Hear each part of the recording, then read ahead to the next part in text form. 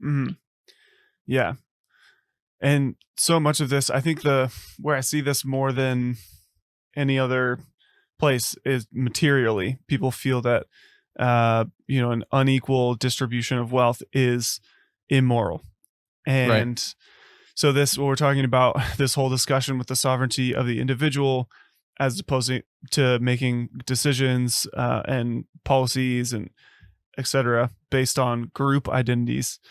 Um, it's those things come from, those things result in very different outcomes economically and also very different approaches. So as I'm kind of seeing in my mind, there's just this like sliding scale between how much you view people as an individual and how much you view them as part of a group.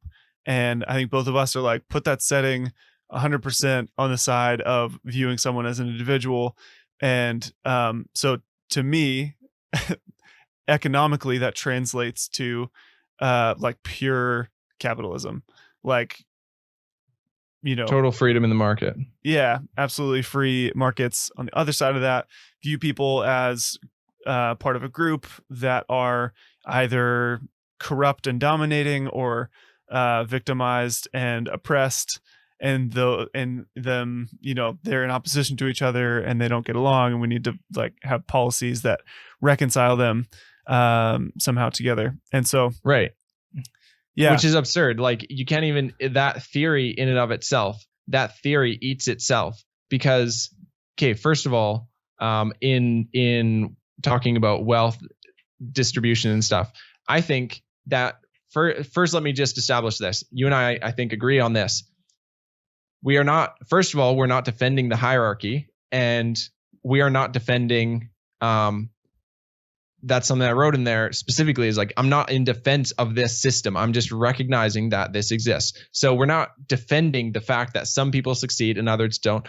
I also think it's key to point out that sometimes people do get ahead by corruption. And sometimes people do use tyranny to lord power over other people. And I think that has happened a lot in the past. And I think that there has to be recognition of that, and there has to be freedom given to all. But you can never go back and fix every mistake of the past along the way to try and make equal outcomes. It's nonsensical, and the idea eats itself.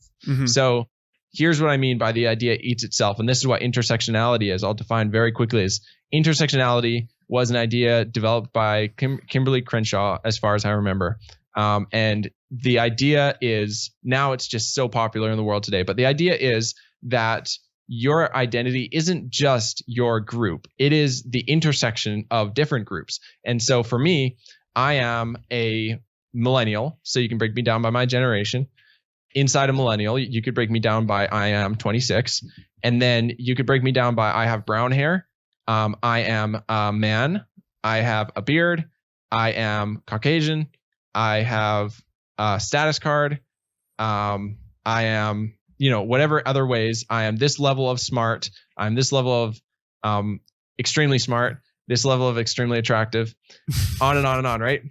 So her idea, so-called intersectionality, is you are the breakdown of those groups. And so for a black person in America today, they are oppressed because they're black. But a black woman in America today is, maybe they're oppressed twice as much because they're a woman, and women are oppressed, but they're also black. And so there's this, like, you are a black woman, you have higher victimhood points compared to white man. But white man is slightly lower than Jewish man because they are slightly more successful. So her idea of intersectionality was breaking it down upon all these different groups. And the problem with that, first of all, is when you break any individual down into groups, you can find one group in which they are the oppressor. And what has been the solution to that in the past? Get rid of the oppressors. That's always been the solution. And so, yeah, we are all guilty. Hello, this is the Christian idea. Like, they are realizing the Christian ideas. If you take their ideas to the end, you kind of hit reality, which is, if you break down everybody by every single their genetics, their history, every single little thing, you end up at the level of the individual. And so I would say intersectionality, just as we are facing it in this conversation, it's like, it's not an idea that's going to last. First of all, that's what I thought about this week when I wrote about it. It was like, this is an idea that's just like it's just a pop in a bucket. It's gone, it'll be gone because there's no power to it, because all it is it's halfway between realizing that the group identities is nonsensical and realizing that once you break down people by all of the different groups, you just get back to the idea of the individual, which is kind of like funny in the end,